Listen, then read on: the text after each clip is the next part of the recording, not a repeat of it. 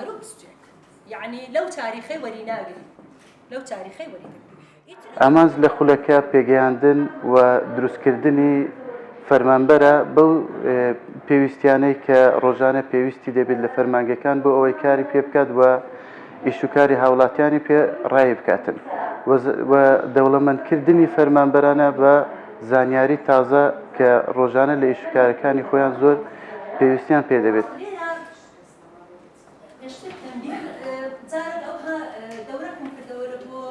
ئامانجیمە لە کردنەوەی ئەو خولەی کارجێڕی لە ئینستیتوتی پیتۆڵ ئەوەیە کە فەرمانبەری کارجێڕی دامودەستگای قەزای سۆران ئاگادار بکەینەوە لەو یاسایانەی کە هەن لەسەر فەرمانبەر و ئاشنایان بکەین بۆ یاسایانە و شارەزاییان هەبی لە بواری کارکردنی خۆیان بە شێوەیەکی ڕێکوپێک و یاسایانە و ئەنجام بدەن و بزانن ئەرچیان چییە و مافیان چییە. شتێکی وایە کرد کارێکی وایە کرد نەقلیان کردێ لەو دایرێ بۆ دایرە چکە یان لە شارێکەوە بۆ شارێک.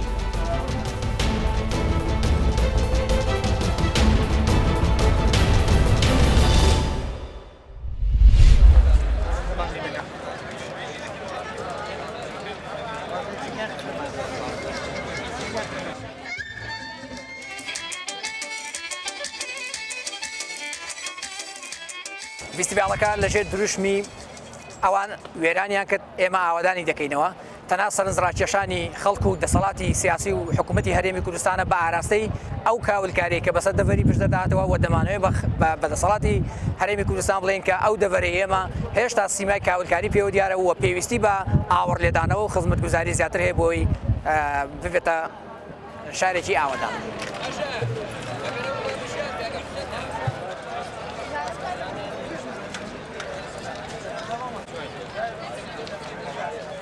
فستیڤالێکمان ڕێخستووە پێی کاتوە لە چەند بڕگەیەک یەکێک لەوانە ڕازانەوە بوو بە شێوەی کۆن کە سواری ئەسب دەبێت و لێرەکانە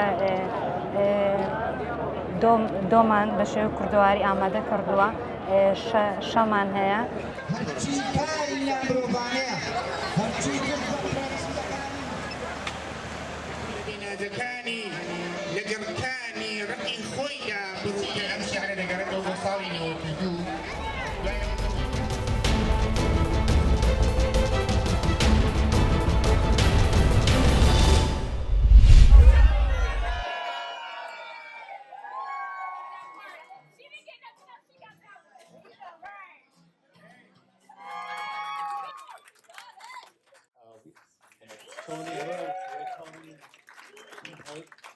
We are impacting lives and we're making a difference. And if this is a function that you want to be a part of because the energy is high and the community is what you need, I admire you to tap in and be all that you need. And I'm looking forward to seeing you and get the life experience of what we have today. So when your employees are coming in for interviews, I've always set up the conference room with donuts.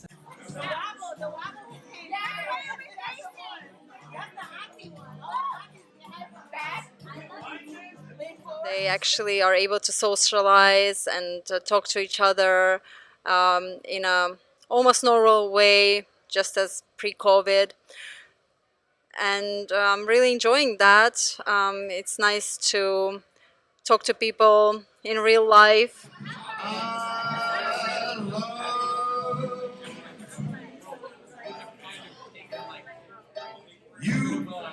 Better. You got 10 people the first day, the second day they got 25.